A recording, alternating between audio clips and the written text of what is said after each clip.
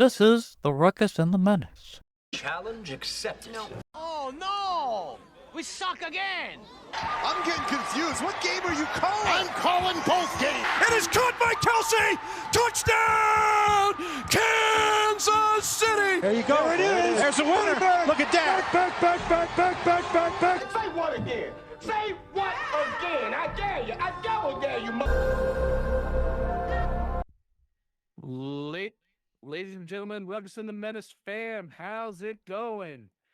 You are listening to episode number 172 of the Ruckus and the Menace podcast. I'm Spanish the Menace. And I am Ruckus, always, never, not always causing a ruckus. And the reason why I didn't have a snarky comment at the beginning like I had for the last few episodes is because I just couldn't think of one fast enough. But does that mean have a couple of little Spanish? Does that mean you're dazed and confused? I didn't Go even ahead. catch that, but at the same time it was like, no, I think because I was kind of tracking a couple of different little things along the way. I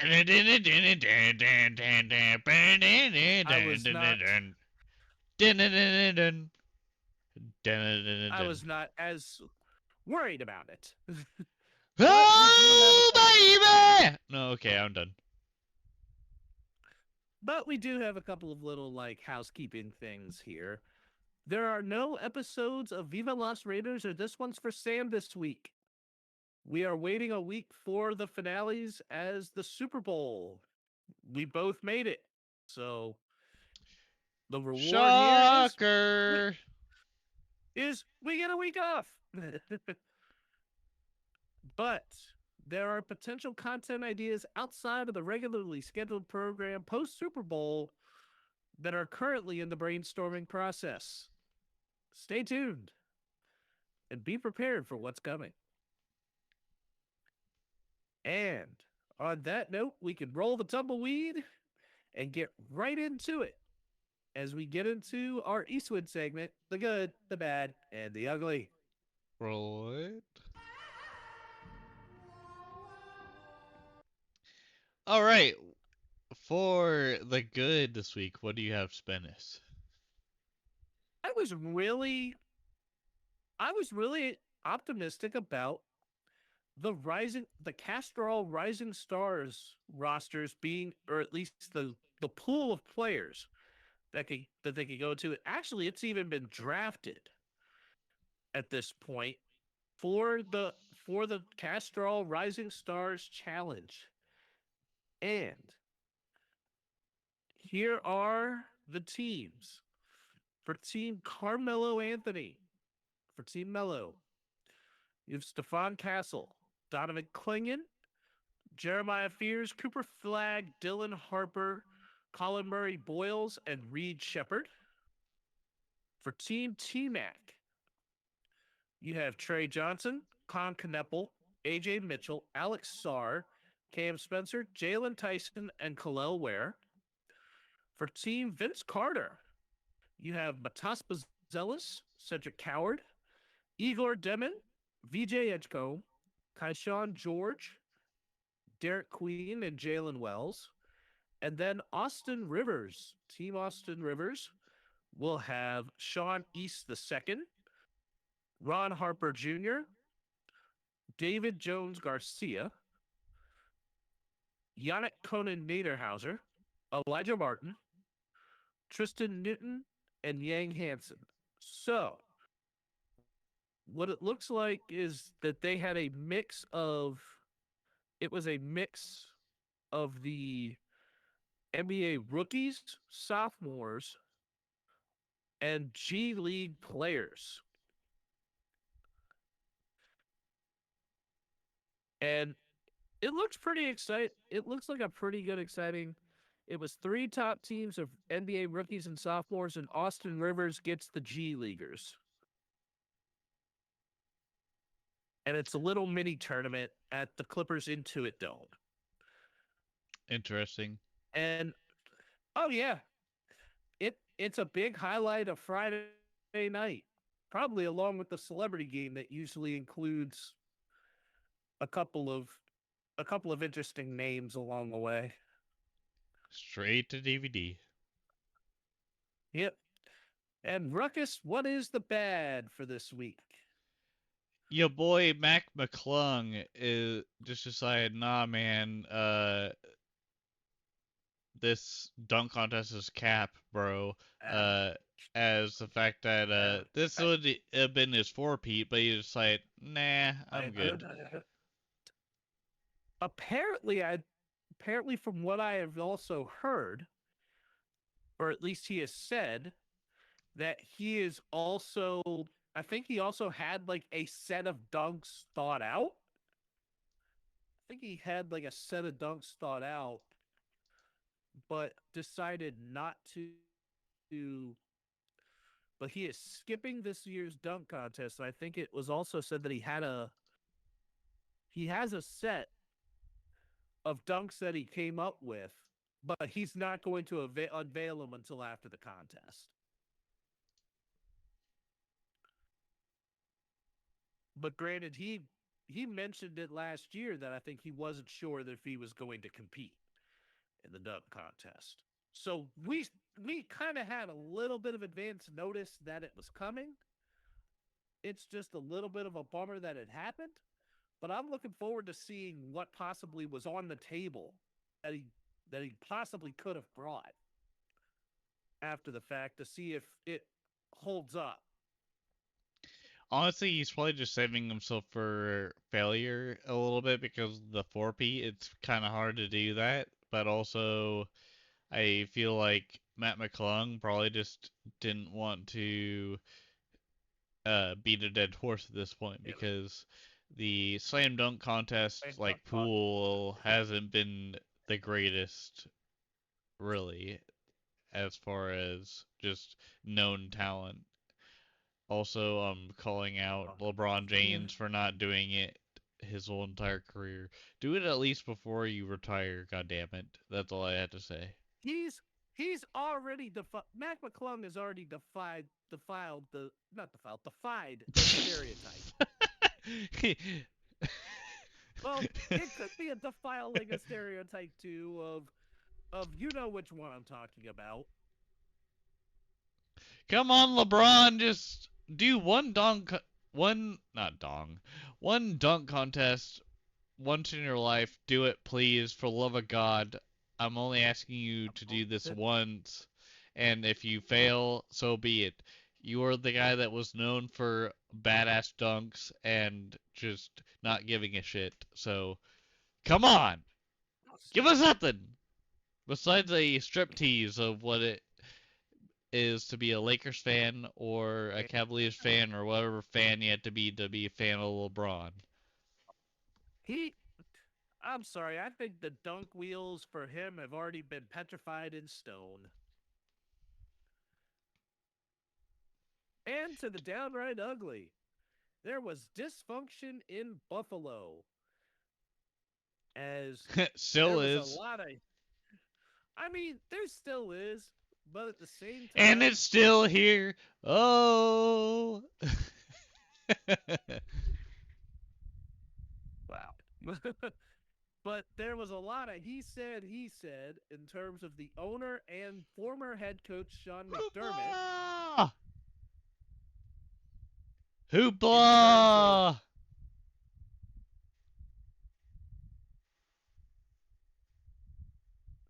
I have been just severely rudely cut off again. But Hoopla! I'm done. if there if there was not a giant snow mound, I would be finding my way to to find a teleportation device, get there to Kansas City, and and smack you. but but Try me, unfortunately, that bitch! technology Try me! but that technology has not come yet. So we are just going to have to settle with this.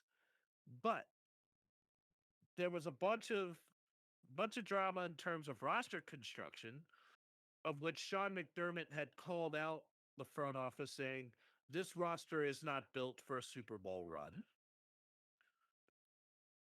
The owner's saying that McDermott was the reason and persuasion of drafting Keon Coleman, who kind of had an embattled season this year, and Do you just a big divide between the coaching staff and the front office. do you think this is another Dan Schneider moment, but in a different house? Because my God, Buffalo literally said like, "Hey, we'll give you Trent McDuffie in a draft thing, and then also give up another chance to get another draft pick that we stole from them."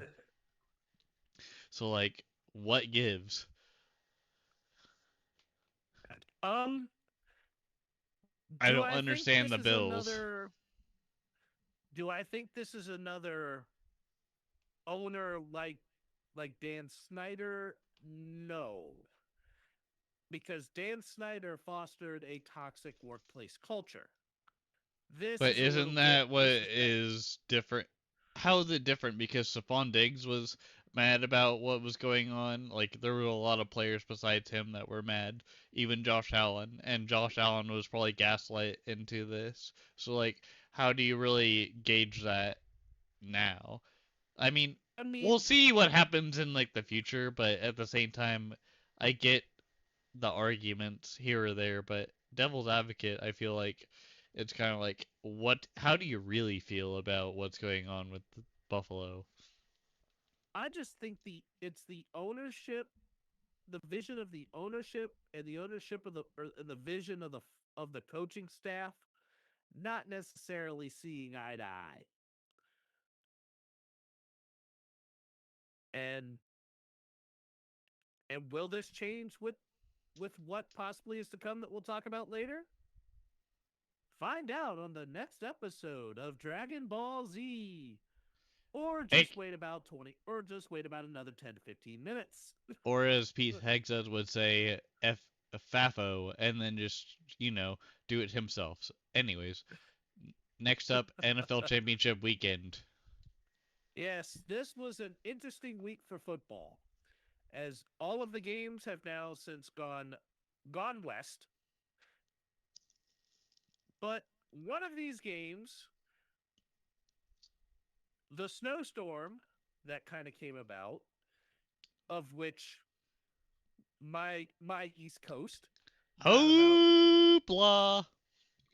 close to about 2 feet. And this one was more, oh, there's snow coming down.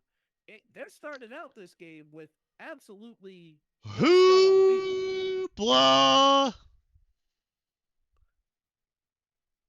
We have now gone from 0 to there is a significant amount of snow by the end More of the like third quarter. more like significant amount of hoopla.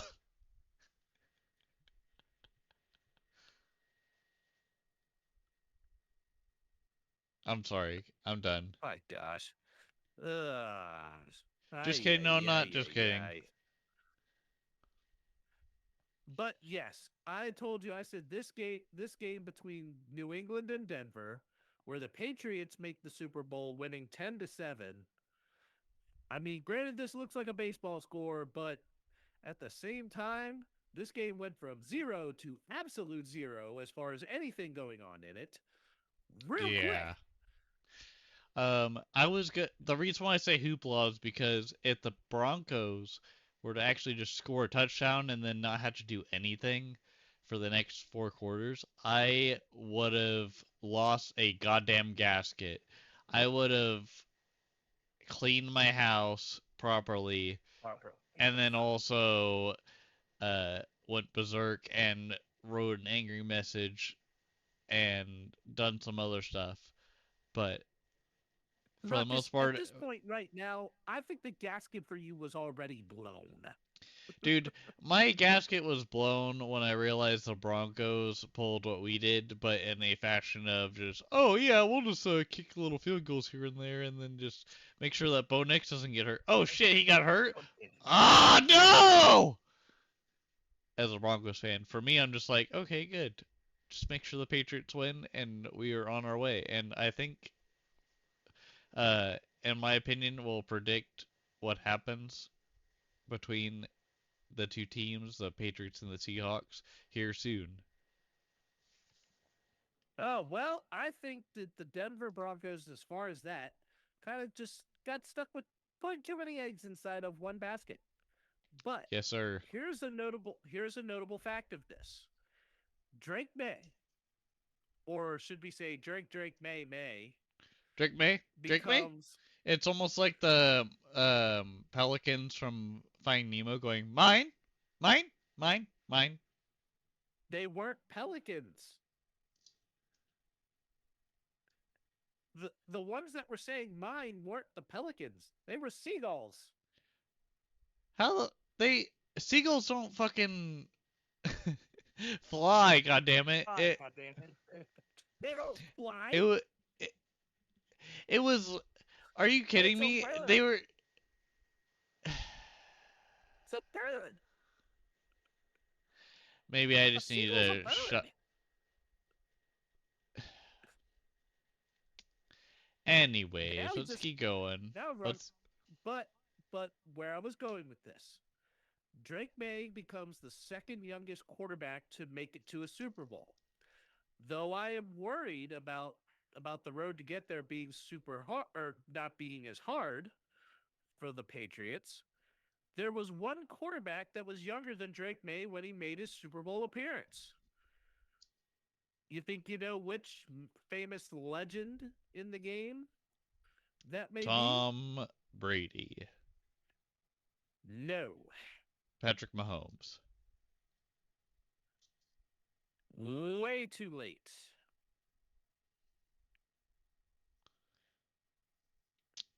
It is none other than the former Miami Dolphin legend himself, Dan Marino. Oh, I was thinking him too, but I just wasn't sure if he was earlier. It was Dan Marino. How many Super Bowls did he win again? 0. Because the only Super Bowl that Dan Marino made, How ironic. the only Super Bowl he made was in 1985, where the Miami Dolphins lost 38-16 to Joe Montana and the San Francisco 49ers. So what you're saying is his legacy was sunk down in a marino somewhere. Not exactly, because Dan Marino was the quintessential pocket passer that a lot of other quarterbacks of the future days eventually came about. I mean, there were a lot of good passing quarterbacks back in the 80s that then translated to another great passing era in the 2000s. I mean, the Air Coryell offense with Dan Fouts and in the 70s then translated to Marino, which then led to the gunslinging of Brett Favre, which then you have Peyton Manning, Tom Brady, Drew Brees, Aaron Rodgers. Matthew Stafford is kind of that same cloth now. Pizza. So, and speaking of Matthew Stafford, the Rams unfortunately came up short, falling 31-27 to the Seahawks as we get a rematch of Super Bowl 49. And this game, the NFC Championship game, was a much more of a slugfest. Granted that it was also because the weather is better, but I'm impressed with Sam Darnold. I think the NFC was a better built division versus the AFC this year. I think I do believe that the AFC East got a schedule that they could very easily overachieve. There's always that one one division that will find themselves playing against a lot of bottom feeders and taking advantage of it. But the NFC West this year was a complete slugfest. Like they were just slugging the crap out of every other team they were playing, and they just cemented themselves right at the top of the heap of the conference and just never let up.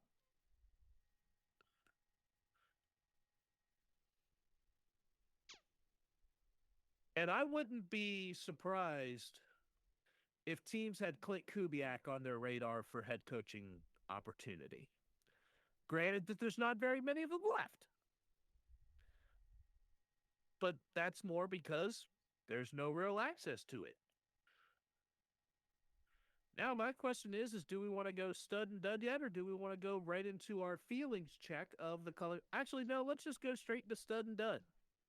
Sounds We'll good to me. transition and go into a double color commentary back to back.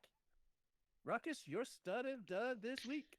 All right, so my dad is going to start with my saltiness as a Chiefs fan, as the Broncos season, after the NFL script killed them late in what was promising season for the Broncos, because Bo Nix probably could have saved their season in the AFC Championship, but they failed as they were stricken down to the ground. But yeah, that's the last I gotta say about the Broncos. Also, at the Broncos. That's the last I had to say. All right, stud. I have Phil Rivers for at least attempting to become a head coach for the Bills, but withdraws himself less than 48 hours after thinking about it. Um, which is I mean, crazy to me that he would even think about doing it. The highest level that QB Grandpa was coaching was high school ball. So I don't think he's even gotten like a college job yet. So I think that to go from high school That's straight why I up into said the that. yeah, it's yeah, that's where I was getting at it's is that yeah, he hasn't hit the level that he needs to in that, but it was a good thought. Yeah. I mean, good thought. And my stud goes a little bit hand in hand with the NFC Championship game as the number one wide receivers, Puka Nakua and JSN on each side, showed up and showed out in the NFC Championship game. Puka had 9 receptions for 165 yards in a score, and JSN had 10 receptions for 153 yards in a score. And these are young receivers that are making major impacts.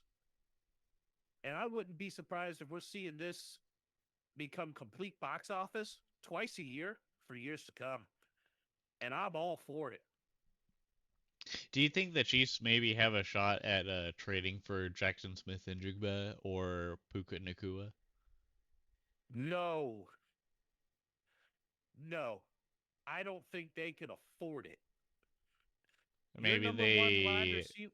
No, your number one wide receiver right now is going to be Rashee Rice, and you're going to like it. If that means his legal troubles are worth it, but um, that's why I was wondering maybe if we traded you a defensive tackle at the Oh, of your no, near they couple are. of years, Oh, they like are Chris going to. Jones. Nakua and JSN are absolutely going to be untouchable. They're going to be untouchable. So I'm sorry, Chiefs fans. That's not going to happen. Y'all are probably better off just drafting one. Probably, but I was just Yep. putting that out there. Oh yeah, they're still on the rookie deals for crying out loud. They're still on rookie deals, so they're still cheap. Yep. They're still cheap to these teams, so you can build around them easy. My Okay. dud this week goes to none other than the Ohio State Buckeyes for making the decision to hire former Steelers offensive coordinator Arthur Smith to be the offensive coordinator for him. Was one of the prerequisites to get laser hair removal for his mustache?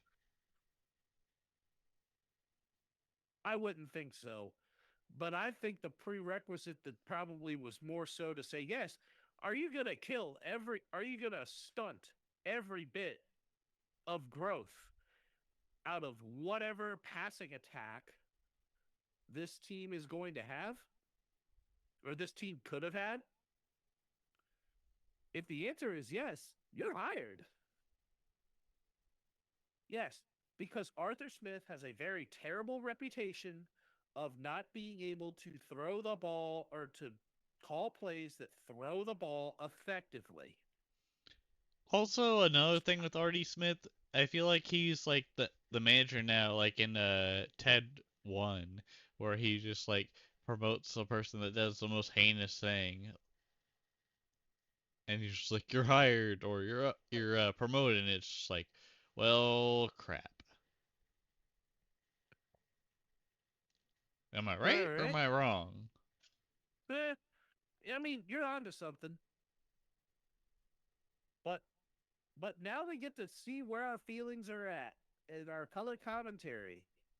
And the first thing that I'm going to say in conjunction with the things we have already discussed, is talking about Sam Darnold. Sam Darnold has made it to 2 Super Bowls, and this one coming up is his first as a starter before fellow 2018 draft classmates Baker Mayfield, Lamar Jackson, and Lamar Jackson has 2 MVPs, and Josh Allen, who has an MVP himself. Was Sam Darnold the I, backup for the 49ers on Super Bowl 58? yeah, yes, he was. He was the backup to Brock Purdy.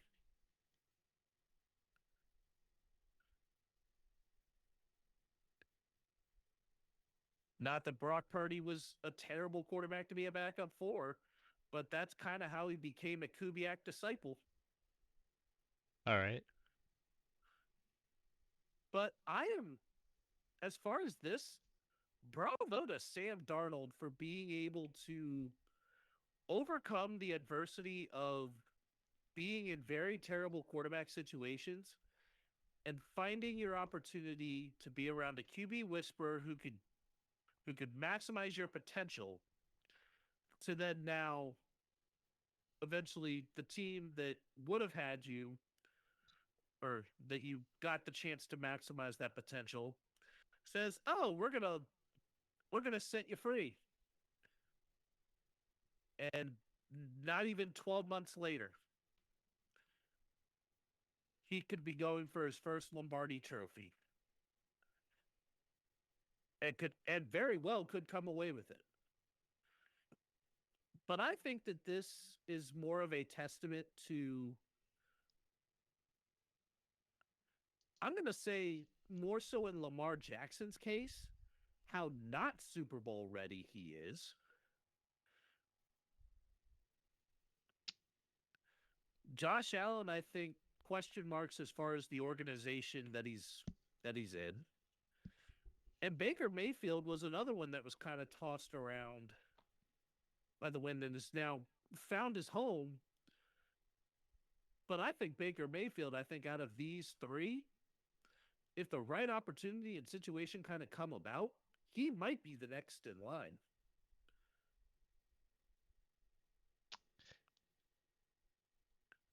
We'll just have to see, I guess, because I don't know if he's been just dealt really crappy luck, or just in general. Who knows what would have happened if he was like the Browns' starter for the longest time and actually figured it out and got somewhere rather than just one uh divisional or wild card game against the Chiefs, then maybe he could have been something, but we don't know because management He's, didn't handle it well. I mean, Baker Mayfield has made the most out of like whatever bad hand he's been dealt and rolled with the punches incredibly well. which is something to be praised for a quarterback. Is it necessarily going to be a Hall of Fame career? Probably not. But It's most likely is it at not. least? Oh yeah, but is he still at least relevant? Yes. Yes.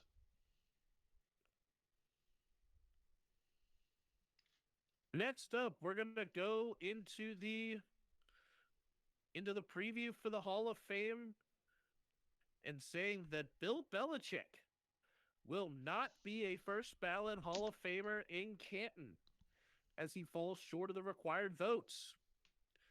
Well, how we feeling on this? Is it a shock? Is it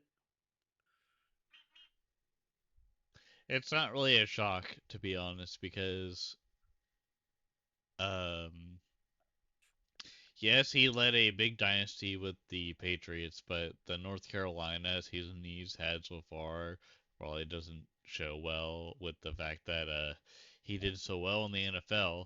How the F are gonna do bad in your head coaching as a college football guy?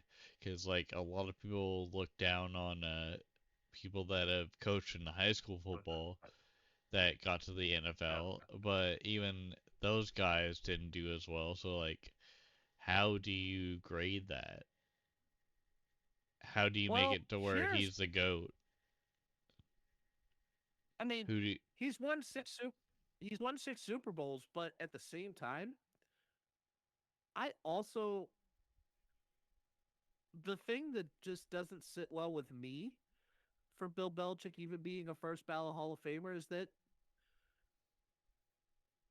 he definitely was a cheater. He Spygate.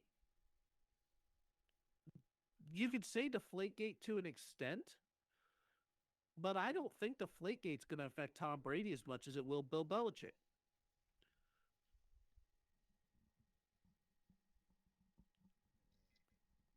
And I mean, granted that ultimately politics was probably the thing that kept him out. And as tough as that is to say, yeah, that is what it is. And I don't foresee him waiting too terribly long as far as being a Pro Football Hall of Famer in Canton. But I think that this college attempt that he's had is just kind of a very, very terrible whimper to go out on. I think if anything, if he came back to the NFL and won Super Bowl, then maybe they would remind themselves of, hey, this guy actually knows what he is doing. Then maybe, but I'm just here's the thing with Bill Belichick.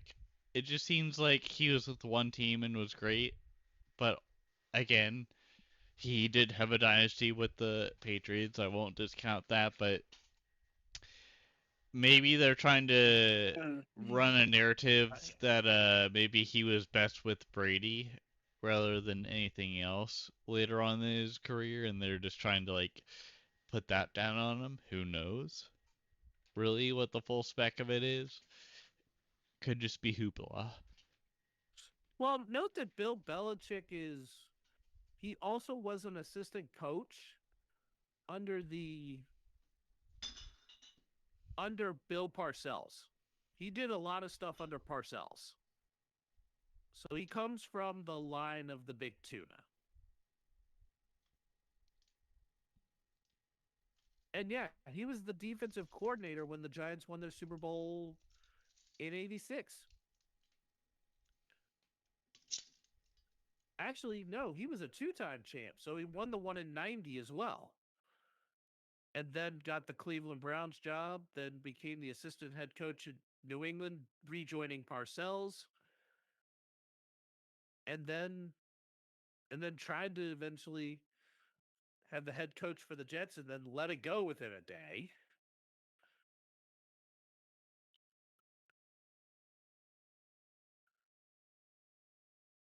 So it was so yeah, Bill Belichick, yeah, he had his big run with New England, but at the same time it was just one of those things where it just doesn't look like there's a lot that just doesn't look good, especially because he has done. He's cheat. Like, I mean, he's cheated. There is controversy with him. And sometimes controversy is definitely a thing.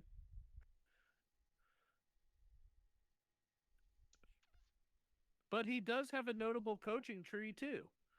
So we I'm glad that it's not right away for him, but I don't think it's not a matter of if, it's a matter of when. And last but not least, we can talk about the Pro Bowl games that are going to be next week. However, a big notable person that is being added ever since Drake May is now going to the Super Bowl was none other than Cleveland Browns rookie quarterback Shador Sanders. And this is far and away the dumbest thing in terms of quality of play that I think the NFL could do. I think the dumbest was flag football, but here we are. I think also the Shadur Sanders thing is more just. Did he skip the combine last year? I believe he completely skipped the combine. Yeah, he completely skipped the combine because he kept going into this with an attitude that he was going to be a top pick. So how do we portray this then as more than just a showcase of Shadur, even though they could have done that in the NFL Combine last year? It's a publicity stunt. It it is exactly what it is.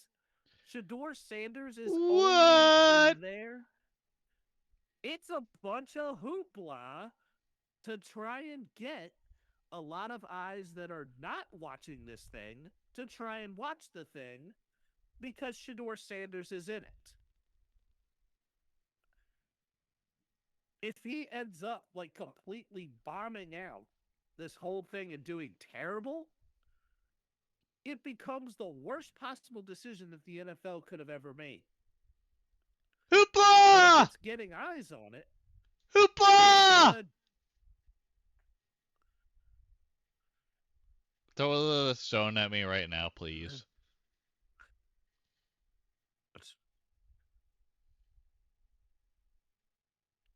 But at the same time, this is exactly what it is. You're calling it like it actually is in terms of going through the hoopla. Like it that's all it is. And just because he's Dion's son, that's the only reason why he's relevant. He's not good at being an NFL quarterback. He was very shaky as a starter. Did he get better over time? Yes. But I think that that was a lot more due to a front office that, and a front office and especially a head coach that was not buying into him. And there is definitely no surprise as to why nobody wants this Cleveland Browns job. And All it right, starts with Shador Sanders. Because nobody we. wants to deal with the headache. I think we go to our Nobody wants to power deal with that rankings. headache. Well, I think we go right into our coaching carousel roll call, Okay. which is the next piece because the Browns are one of only 3 teams that have an opening of head coaches. And 2 out of the 3 teams are absolute dumpster fires. I mean, the In the Browns are just Browns, gonna. The Browns are gonna literally lay where they sit, as far as the stench that is going around in the frozen tundra. That's where it's gonna stay. Oh, and I think the Raiders in the desert are right there with them. But the Arizona Cardinals, I forgot that the Raiders were in Las Vegas. My bad.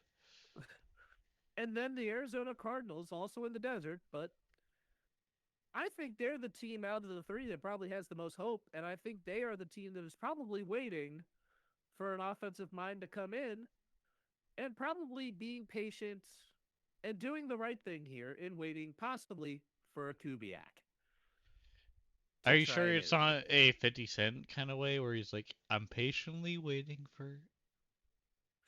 Oh, no, this is exactly what the Cardinals are doing. They're patiently waiting. Get rich or die trying. But here are some teams that did not decide to wait. The Ravens have hired Jesse Minter, the defensive coordinator from the Los Angeles Chargers. I almost said San Diego because force a habit, but it is the Los Angeles Chargers. The Chargers defensive coordinator now comes out to the Beltway. The key players are Lamar Jackson, King Henry, Kyle Hamilton, Zay Flowers, Mark Andrews, and Roquan Smith. But are you in agreement here with my crucial key of success or failure for the Ravens? Yes. And that is hiring offensive personnel to bring a scheme that can mix run and pass with their vital core pieces on the offensive side of the football. Oh my god, the Jesse West Coast Minter, offense. um, uh, Lamar Jackson is a little more mobile for that than truly being a West Coast quarterback. But I think if that's going to be a way to try and speed up a little bit of things, I still think you got to find some way to get vertical. And Lamar Jackson just doesn't have the arm strength. He's like Michael Vick without it. You're telling me that Lamar Jackson is actually a running back? Not quite completely a running back, but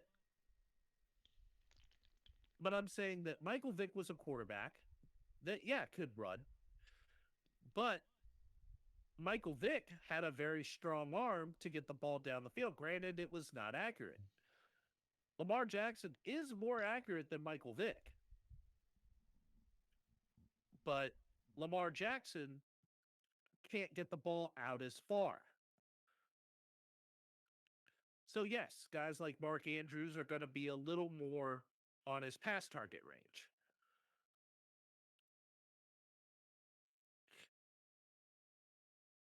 Next up, the next coach that was hired was the other piece of the rivalry between Pittsburgh and Baltimore as the Steelers hire Mike McCarthy. And their key players involved TJ Watt, DK Metcalf, Jalen Warren, Jalen Ramsey, Joey Porter Jr., and Alex Highsmith. There's a lot more key defensive players. And are we in agreement here on the critical key of success or failure for Pittsburgh? I think the Cheesehead man is going to screw things up more than what has been done for the Steelers, but at the same time, I'm not worried about the Steelers. Maybe they figure something out, but I don't think that Mike McCarthy has what it takes to be a head coach in 2026. But Oh, we'll see. his offense may be behind the times. But the key is going to be decide which quarterback you want to start this journey with. You can either persuade Aaron Rodgers to stay and not retire, develop a Mason Rudolph or Will Howard, or maybe you like neither of these options and draft your successor. Ultimately, out of those potential options, choose wisely. You've got a defense that can keep you in. Now you just got to have the offense actually be able to do something.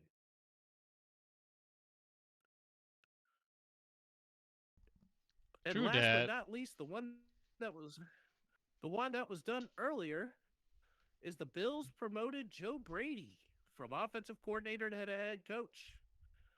Some of the key players he'll have: Josh Allen, James Cook, Dalton Kincaid, Tre'Davious White, and I believe they still will have Joey Bosa on the books.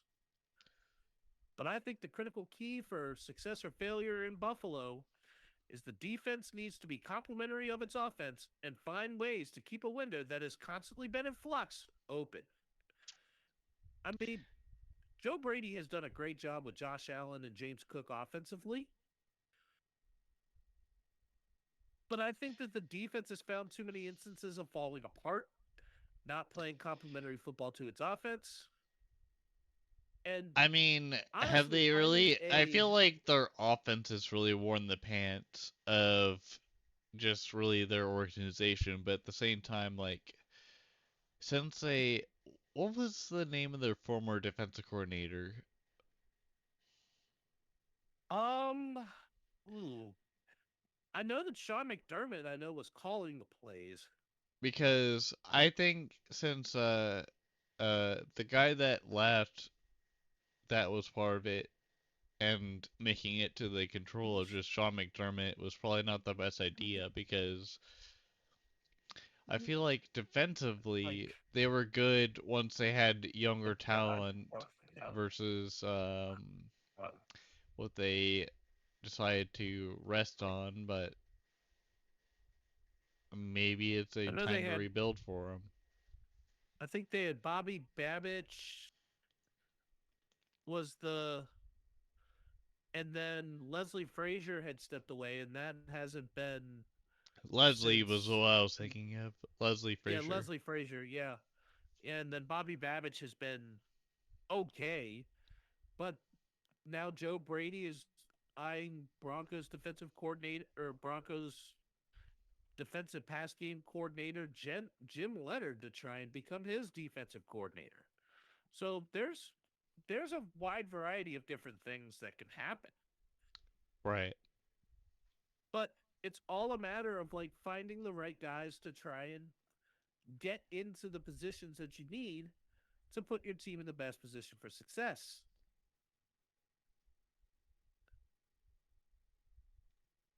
And on that note, we now can move on to lights, camera, action, our segment where we're talking about what we've been watching and what we've been playing.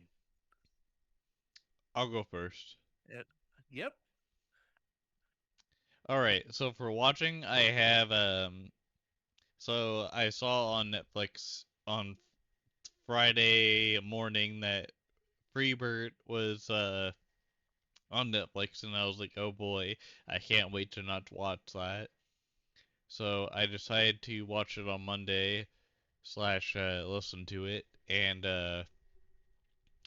honestly, the show is really not the greatest thing. It's more than just corny. It's more just, I guess, bad if you don't really believe in Bert Kreischer and his future endeavors. But this show was just not it. But at the same time, I watched all the way through it slash listened to it, and it's okay. I mean, it's not gonna knock your socks off, but at the same time, like, it serves its purpose. That's all I'm gonna say. Anyways, playing the new Arc Raiders update came out, and it gives me more of a purpose to actually play the game because they added more quests, and other than that, life is good, and I couldn't think anything else above it. Anyways, Spanish. All right. Well, been keeping up with the traders, and the British version ended spectacularly. Loved how the British version played out. The American version is only halfway through. So I am looking forward to see how that eventually comes along. On my own, playing wise, I've been doing Fire Emblem Path of Radiance, and I also finished Indiana Jones and the Great Circle. And this game was really, really, really good.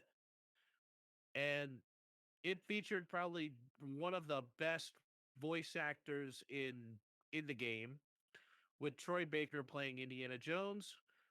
And as I've said, yes, this is the closest thing to Harrison Ford playing it without actually Harrison Ford playing it. And Alessandra Mastronardi did a great job playing Gina Lombardi as well, which was really good for the story. Had some good characters, and the story does a great job telling what it needs to as well. I think the first person perspective in what feels like an Indiana Jones movie can be a little jarring.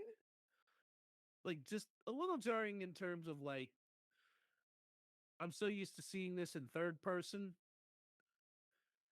in playing stuff like Uncharted or Tomb Raider. So the perspective was a little like this is just an odd feel for me at first. But once I finally got playing and started like getting used to it, I was fine. It probably sits at about maybe an 8.5 out of 10, almost a 9, but it was worth its weight in gold. And on that note, as I talked about some notable voice acting casts, we now will talk about some video game voice acting as our power rankings is some of our top 5 notable video game voice actors. And before we get into it, Ruckus, who was somebody you were also considering? Um, so for my considering voice actors, I have James C. Burns as Frank Woods from Call of Duty Black Ops 1, but I'd really like to speedrun what we have for the power rankings. Yep. Okay, so a few of mine I also considered were Christopher Judge in God of War and God of War Ragnarok, Laura Bailey in her long career of numerous voice acting roles, Andy Serkis as Renoir from Clair Obscur Expedition 33, and the rising star in Ben Star as playing Verso and Clive in Expedition 33 and Final Fantasy 16, respectively, and Clive in Final Fantasy 16. So, number 5, Ruckus. I have Michael Mando, the villain of Far Cry 3, as my number 5 ranking of actors for video games. Yep. My number 5, I have Ashley Birch, who was Tiny Tina in the Borderlands series and also Aloy in the Horizon series. Number 4. I have John Goodman from the character that he played as Dan Hager in Rage, which was a great asset in how to play the game Rage based on Bethesda's game, which was a solo first person shooter. Yep. I really just didn't think of John Goodman as actually a video game actor. I more so knew him from a couple other things, so I didn't go that route. But number 4, I went Charles Martinet, most iconically the voice of the Mario Brothers cast in the Nintendo universe. As I had a lot of nostalgia over that.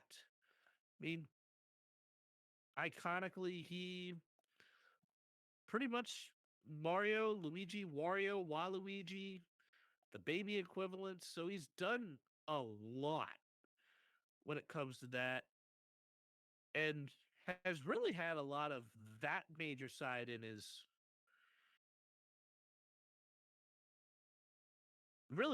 in his line. and he's made a massive career out of it.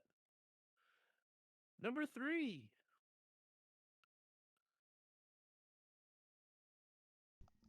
All right, so for number 3 for me, I have Mikey Kelly, as he was the major voice of Ratchet from Ratchet and Clank, the Lombax, and I will never take that for granted.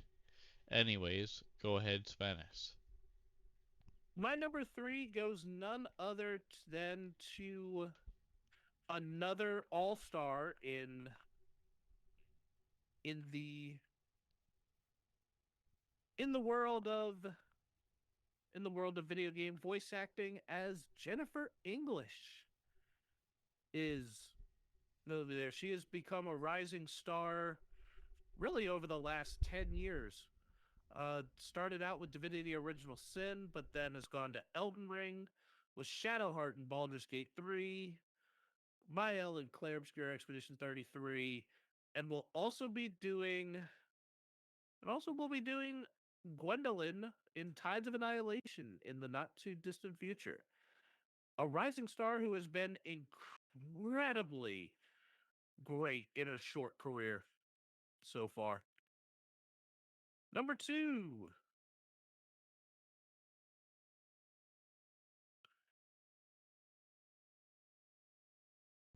Ruckus. All right, for number 2, I have Sam Worthington, the guy that was also the guy that was experimented on in Avatar 1, but he is mostly probably known for the voice of Alex Mason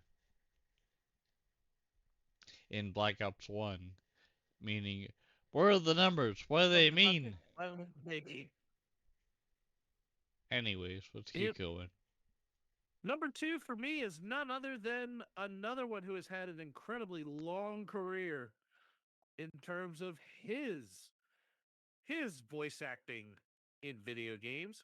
I have Troy Baker, Sam Drake, Jason Todd, in Batman Arkham Knight, Sam Drake, Indiana Jones. The dude he's everywhere, but he's really, really good. And you know right away that as soon as you get a game that has Troy Baker in it as a voice actor, you know it is going to be a banger. And he also is doing the voice of Jack Pepper in the upcoming release of Mouse PI for Hire. So that is going to be another one that I will look at as well. And your number 1.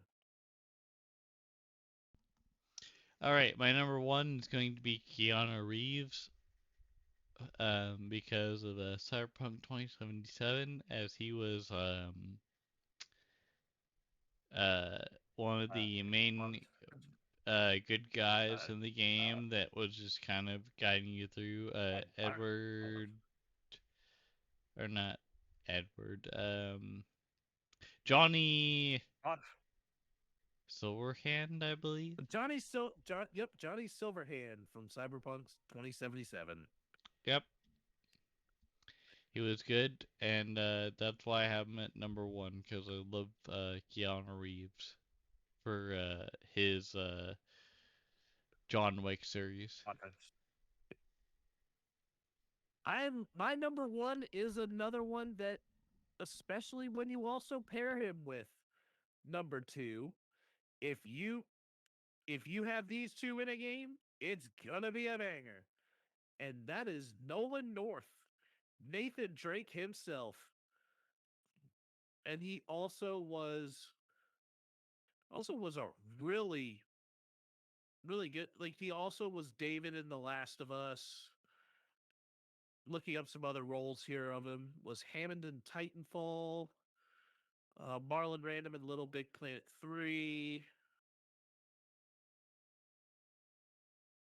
So I've really been a big notable person of Nolan North as far as playing like great games with him there. and it's been a real good journey. And he also was Rocket in no Marvel Rivals, and I have just found myself enjoying a lot of projects that Nolan North would do. But for me, Nathan Drake was the one that really stuck out that made me think this dude's a legend in the game. And now, as we close out, we are going into rounding third and heading for home. And and our first major piece here is the UFC debuting on Paramount Plus with a great fight between Justin Gaethje and Paddy the Baddy Pimblett. The next fight is this weekend with Volkanovski versus Lopez 2. I know you may not have any thoughts on it, Ruckus, but I watched the Gaethje Paddy the Baddy fight, and it was worth it. Like, it was really good. I mean, And just take it Paramount Plus is, away. Just take it away. I don't care. oh, I'm enjoying it. Like, I'm enjoying it, and I may also watch after the fact the Volkanovski Lopez 2 fight on the main event, and what Paramount does is that they do a great job of also segmenting the fights after the fact, so so you can just focus on whichever fight you want to see. The next one is Okay. Aaron Judge returns as MLB The Show's cover athlete for MLB The Show 26. Does this impact your interest, if any? I really don't care. I think it would have been cooler if Bobby Witt got it, but that's just bias. But at the same time, like, it would have been cool to have him in there. But if they're just trying to save money and go business as usual, then sure, I don't care. Because I don't know if I'm going to play this next game, but we'll see. Yeah, I'm on a wait and see basis with MLB The Show. I still am going to watch and see what new features come along to see if it's going to be worth my time. But I forgot that Aaron Judge was considered a returning cover athlete because I really didn't care about MLB 18 The Show because it wasn't that good. Doesn't really change the interest of, it's a maybe that I even get it. And True then, story. and then a game that I swear is DOA, Highguard has released. Are we already seeing a game that is up for worst game of 2026? And is Jeff Keighley delusional for even thinking that this game was going to be good? For Jeff Keighley, I think yes, he is probably just following the script, but at the same time, I feel like not only has High Guard probably hit their peak, but also Concord had the same issue like last year, so we'll just see. That is because this is the same type of game that is severely oversaturating the market. It's hero shooter this, or it's like we've got too It was many just of them. bad in general. Like even if Oh yeah, they got a bunch of people to play it, like it's still bad. yeah. I was watching the trailer during the Game Awards. I'm like, I don't really want this. Like, this is like, I thought High Guard. I'm like, oh, this is potentially going to be like some sort of monumental action adventure RPG type ordeal. No, it's a hero shooter. Right? Jeff Keighley, you do not like. You mostly know what is triple A solid and what triple A wants to do, and all you care about is your marketing ploys for that. Mm-hmm. It your your game awards got turned upside down by ex Ubisoft developers who just dunked on a AAA product. And you have, and this as your key game, the one that is announced before the game of the year, and this is what you have to show for it. You can take that idea back and shove it. You got it there, Spinnis. All right. It was nothing but hoopla anyway. And on that Anyways, note, that will do it for Ruckus and the Menace episode number 172. I'm Spinnis the Menace. and I am always ruckus causing a ruckus. Yep. And then until the next one, how's it hand pounds, everybody? Deuces.